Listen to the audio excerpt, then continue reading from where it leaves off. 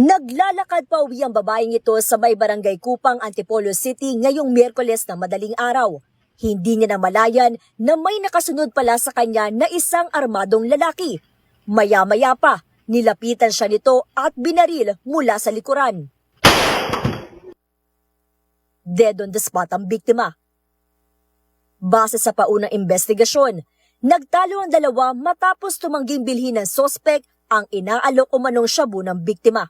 Napikon dahil yun nga sa pag-aalok sa kanya, umayaw siya, then pinagmumura pa siya. So sumama ang loob nitong suspect dito sa ating biktima. Pero ayon sa pulisya, wala silang na-recover na illegal na droga sa crime scene, kaya tinitignan pa nilang ibang anggulo sa krimen. Agad naman naaresto ang suspect sa isinagawang backtracking ng mga pulis. Hi, so kaninga video is an example of two things. Number one, let's always remember that an addicted brain, katong taong nagagamit og droga, will have a feature na ginatawag na paranoia. Sa paranoia is that mag-think siya na naay bati nga buhaton ang tao sa iyaha. So in this scenario wherein nag-decline ang babae, he probably thought nga basin sumbong siya sa kapulisan or sa bisag kinsa man, and eventually it led to this scenario nga iyang gigunshot ang babae, which is really unfortunate.